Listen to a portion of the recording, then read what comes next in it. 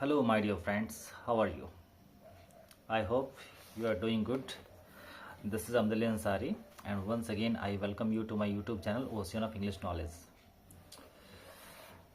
My dear friends, today I have come with two modal verbs, need and dare.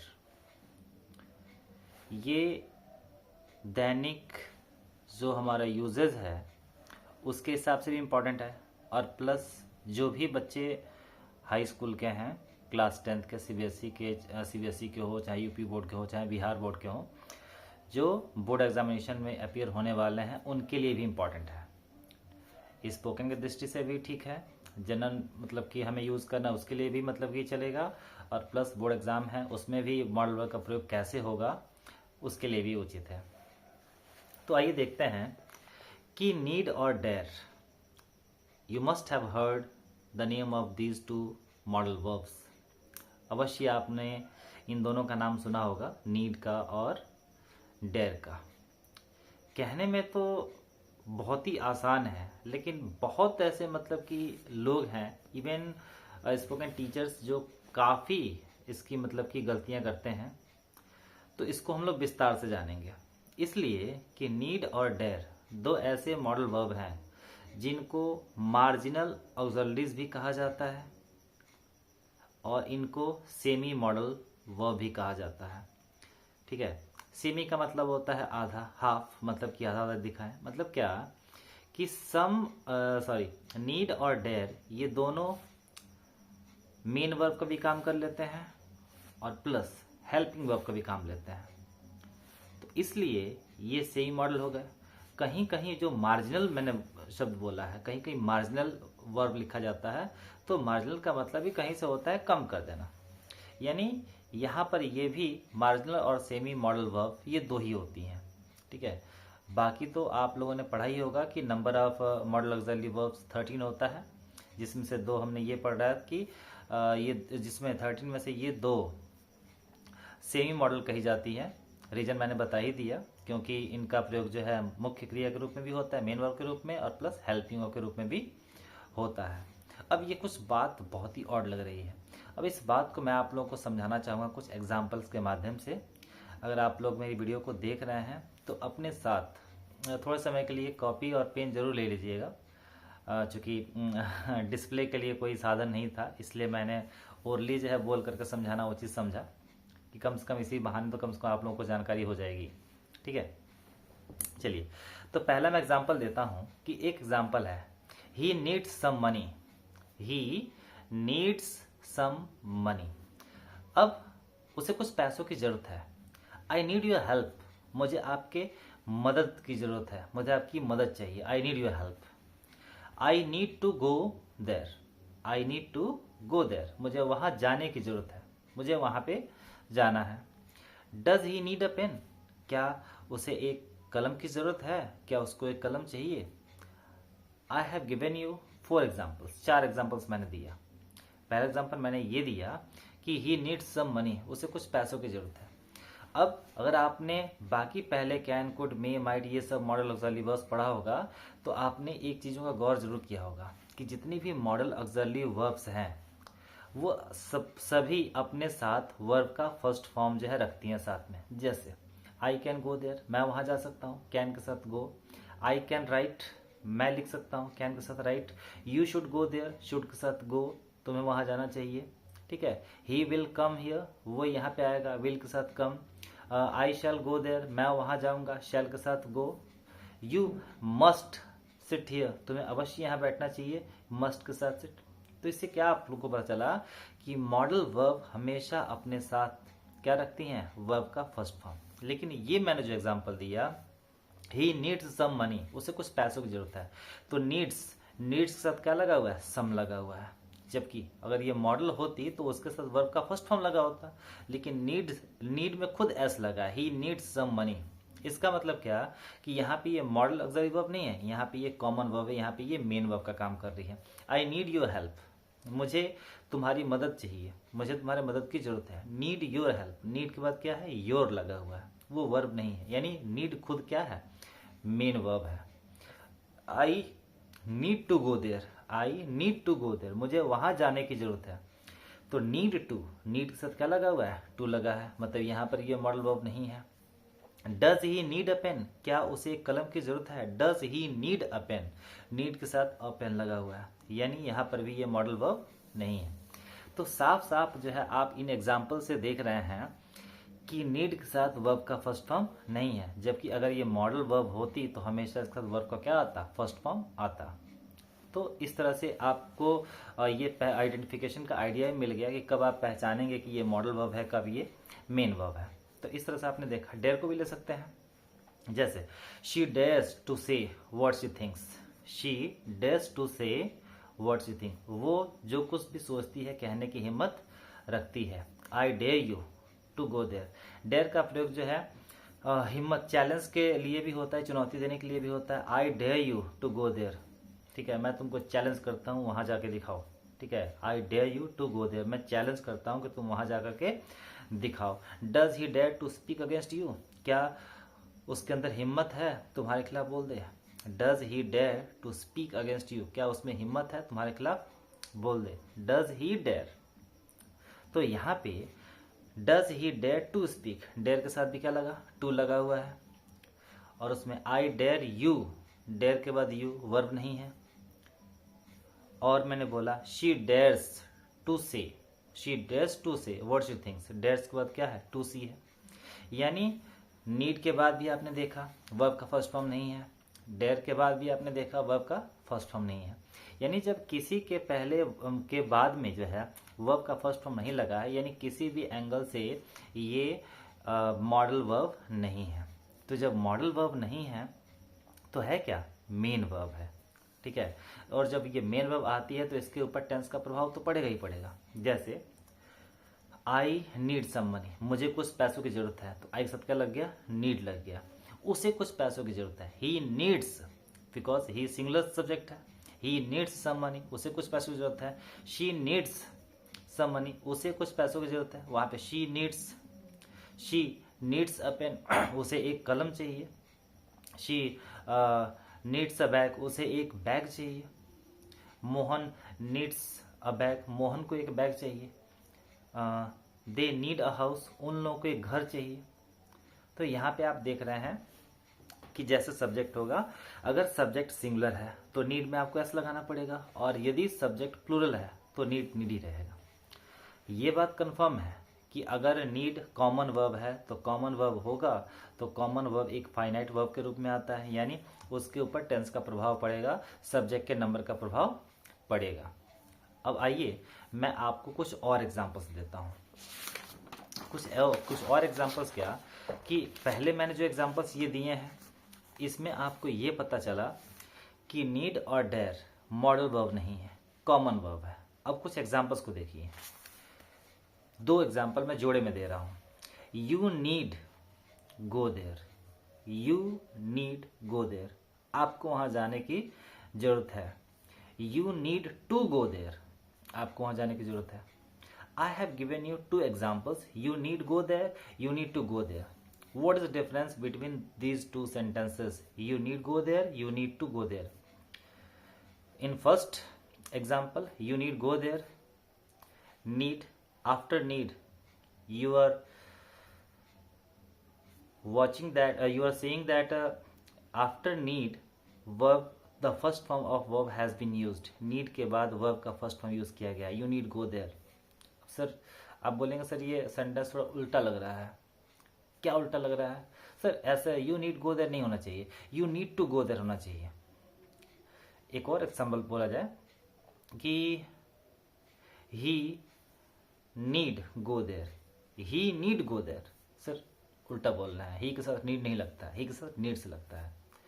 अरे भाई ये spoken नहीं है, आप ग्रामर पढ़ रहे हैं और इसका सही यूज पड़ रहा है। पहले एग्जांपल्स मैंने आपको बताया कि वो मॉडल वर्ब का काम नहीं कर रही है, वो मेन वर्ब का काम कर रही है, लेकिन इस एग्जांपल्स में मैं आपको ये समझाना चाहता हूँ कि ये मॉडल वर्ब का काम कर रही है। एक बात और मान लेते हैं, अगर आपको वेरीफाई करना है तो अगर हम मॉडल वर्ब को रिप्लेस करते हैं, जैसे मान लीजिए कि कोई स्कूल है, कोई स्कूल है उसमें हिंदी के टीचर चले जाते हैं, जब हिंदी के टीचर चले जाते हैं तो उनकी जगह पे कौन आएगा, कोई हिंदी का टीचर ही आएगा। वो हिंदी के टीचर आएंगे तो उनकी क्लास को क्या कर लेंगे, मैनेज कर लेंगे। अब हिंदी का क्लासरूम है, कोई साइंस वाला आ जाए, कोई इंग्लिश वाला आ जाए, तो वो तो मेकअप कर नहीं पाएगा। और अगर साइंस वाला चला जाता है तो साइंस वाले की जगह पे साइंस वाला कोई आएगा, उसकी स्थान की पूर्ति कर देगा। तो अगर मॉडल वर्ब यूज़ किया गया है तो मॉडल वर्ब को रिप्लेस कर सकती हैं और कॉमन वर्ब को रिप्लेस कर सकती हैं। ये रूल है। चूंकि मॉडल है तो मॉडल को हम रिप्लेस करना चाहते हैं, मॉडल को रिप्लेस कर सकते हैं, लेकिन किससे, किसी दूसरे मॉडल वर्ब से। ये नहीं कि मॉडल वर्ब को रिप्लेस करना है तो हम कोई दूसरी कॉमन वर्ब उसमें लगा दें, ऐसा बिल्कुल नहीं होगा। तो जब मैंने एग्जाम्पल कहा है यू नीड गो देयर, फिर मैंने एग्जाम्पल बोला है you need to go there. अब बात आती है कि दोनों में सही सेंटेंस कौन है, यू नीड गो देयर सही है या फिर you need to go there सही है। अब इसमें आपको जज करना है। मान लेते हैं हमें नहीं पता है कि नीड जो है मॉडल वर्ब का काम कर रहा है या फिर कॉमन वर्ब का काम कर रहा है, हमें नहीं पता है। बस हम उसको रिप्लेस करना, रिप्लेस करके देखिए आपको खुद ही समझ में आएगा। अब एग्जाम्पल लेते हैं, यू नीड गो देयर। अब इसमें से आप नीड हटा दीजिए और नीड हटाने के बाद आप इस सेंटेंस को आप लिख लीजिएगा, कॉपी पर लिख के वेरीफाई कीजिए। सेंटेंस है you need go there, need हटा दीजिए और नीड को हटा करके आप जो मन करे वो वहाँ पे मॉडल वर्ब रखिए। सेंटेंस हमारा you need go there, need हट गया, यू कैन गो देयर सही है, you can go there, you should go there सही है, यू मस्ट गो देयर सही है, यू विल गो देयर सही है। तो जितनी भी मॉडल वर्ब्स हैं आप तो उसमें रिप्लेस कर सकते हैं, लेकिन आप कॉमन वर्ब रखिए। यू वांट गो देयर, नहीं सर ऐसा नहीं होगा। You want to go there, to लगाना पड़ेगा आपको। You have go there, have लगेगा, नहीं लगेगा सर। क्यों नहीं लगेगा, क्योंकि वो मॉडल वर्ब नहीं है।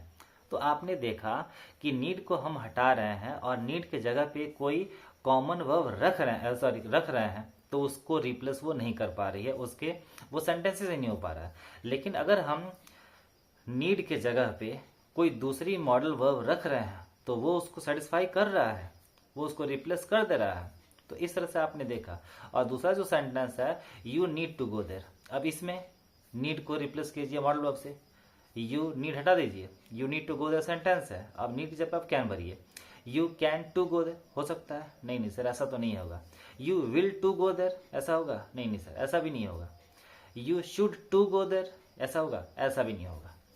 ठीक है, तो आपने देखा कि यहाँ पे अगर आप नीड को मॉडल वर्ब से रिप्लेस कर रहे हैं तो वो मॉडल वर्ब इसको सेटिस्फाई नहीं कर रही है। लेकिन आप कॉमन वर्ब रख के देखिए, सेंटेंस हमारा you need to go there, अब इसमें आप हैव भर दीजिए, you have to go there सही है sir, you have to go there, you want to go there ये भी सही है। तो इससे आपको क्या समझ में आया कि अगर वो मॉडल वर्ब होगी तो मॉडल वर्ब किसी दूसरे मॉडल वर्ब को रिप्लेस कर सकती है, लेकिन अगर वो कॉमन वर्ब है तो वो कॉमन वर्ब को ही रिप्लेस करेगी, मॉडल वर्ब को नहीं करेगी। एक और सेंटेंस लेते हैं, he need talk to me, he need talk to me. अब आपको लगेगा सर ये सेंटेंस तो अजीब है, he need talk to me, ये सेंटेंस सही नहीं है। He needs talk to me, he needs talk to me ये सेंटेंस सही है, he needs talk to me. अब इसको वेरीफाई कीजिए कि सही कौन है गलत कौन है, सही कौन है गलत कौन है। He needs talk to me ये गलत है। अब सही क्या होगा, सही क्या होगा, कॉपी पे सेंटेंस को लिखिए आप। सेंटेंस है ही नीड टॉक टू मी। हमेशा से आपने पढ़ा है, मैं बार बार बता रहा हूं कि अगर कोई भी मॉडल वर्ब का प्रयोग कर रहे हैं तो मॉडल वर्ब के बाद हमेशा वर्ब के फर्स्ट फॉर्म का ही यूज होगा। 100% करेक्ट, इसमें कोई मतलब कि लेकिन ही नहीं है।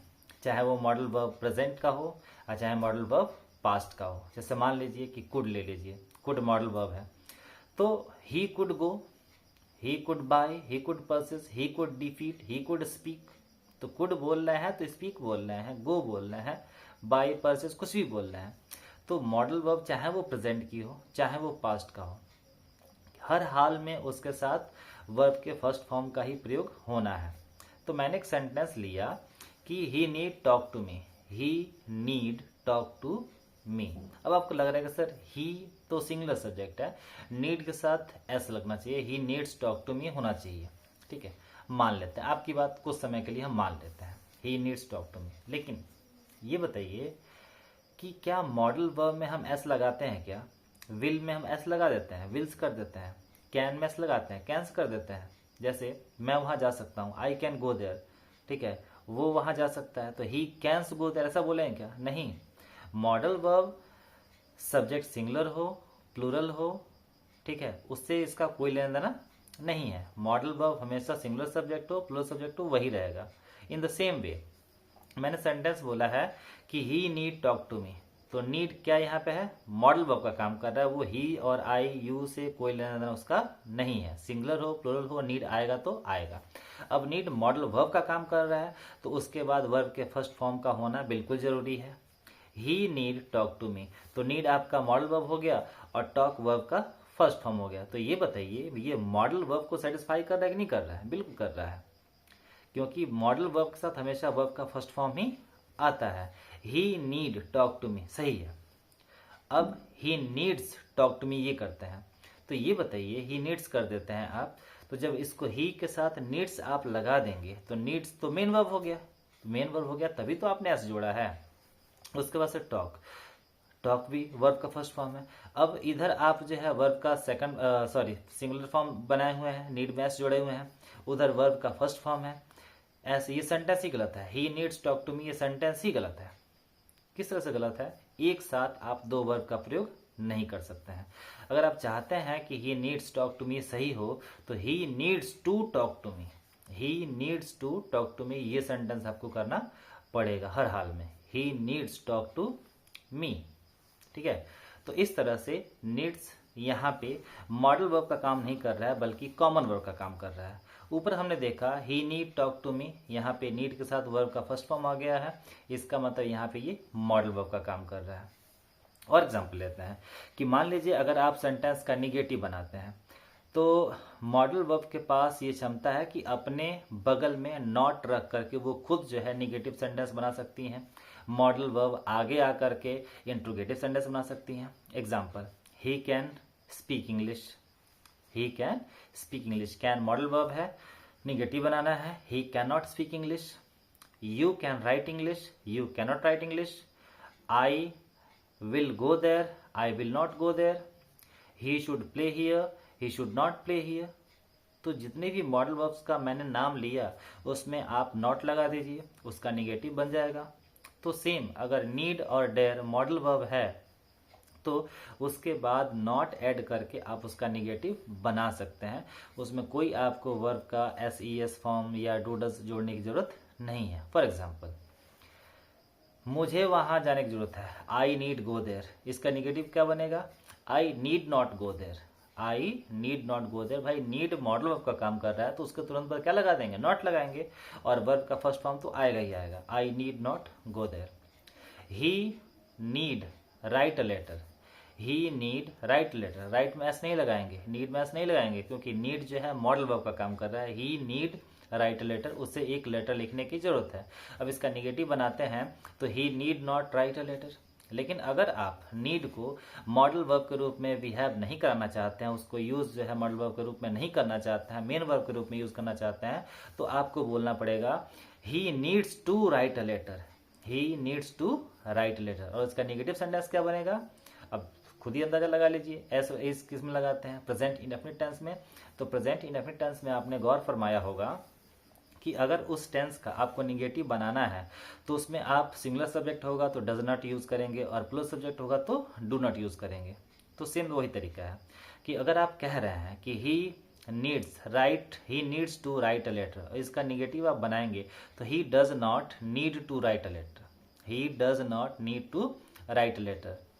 सब्जेक्ट चेंज करते हैं, you need to write a letter, तो you do not need to write a letter. लेकिन अगर मॉडल वर्ब के रूप में वो यूज हुआ है तो उसके तुरंत बाद वर्ब का क्या आएगा? फर्स्ट फॉर्म आएगा, और जब वर्ब का फर्स्ट फॉर्म आएगा उसका निगेटिव बनाना हो तो तुरंत नीड के बाद आप क्या लगा सकते हैं? नॉट को लगा सकते हैं। You need not write a letter, but in common verb के रूप में यूज हुआ है तो आप डू नॉट डज नॉट का प्रयोग करेंगे, you do not need to write a letter. तो इस तरह से आपने देखा कि नीड और डेयर दोनों मॉडल वर्ब का भी काम करती हैं और कॉमन वर्ब मतलब कि मेन वर्ब का भी काम करती हैं। ये दोनों काम करती हैं।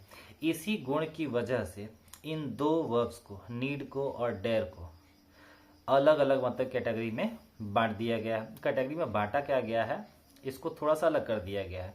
बाकी जितने भी कैन है, विल है, शेल है, यूज्ड टू है, वुड है, माइट है, मे है, ये सारी के सारे सिर्फ और सिर्फ मॉडल वर्ब का काम करती हैं। लेकिन सिर्फ और सिर्फ दो वर्ब, नीड और डेयर, ये मॉडल वर्ब के साथ साथ कॉमन वर्ब का भी काम करती हैं, मतलब कि मेन वर्ब का काम भी करती हैं। इन्हीं गुणों की वजह से इनको सेमी मॉडल ऑक्सिलरीज कहा जाता है या फिर मार्जिनल ऑक्सिलरीज कहा जाता है। तो एग्जाम में भी आता है, तो ध्यान दीजिएगा कि अगर कहीं नीड आ रहा है, कोई मॉडल वर्ब में मिस्टेक है, तो या तो वहाँ पे नीड लगेगा या तो वहाँ पे डेयर लगेगा। तो इस तरह से आई होप आप लोगों को समझ में आ गया होगा कि अगर हम ये मॉडल वर्ब के रूप में यूज हो रही हैं तो इसके तुरंत बाद वर्ब का फर्स्ट फॉर्म लगेगा, और अगर ये कॉमन वर्ब के रूप में यूज हुई हैं, मेन वर्ब के रूप में यूज हुई हैं, तो ये अपने सब्जेक्ट के अकॉर्डिंग इसमें एस या ई एस लगेगा। और जब इनका निगेटिव बनाना होगा तो डू नॉट या फिर डज नॉट लगाना होगा। इनके बाद इनका फर्स्ट फॉर्म रहेगा, ठीक है। इसके बाद भी अगर आप कोई वर्ब चाहते हैं तो आपको टू से उसको ऐड करना पड़ेगा। एग्जाम्पल दे देता हूं कि शीला नीड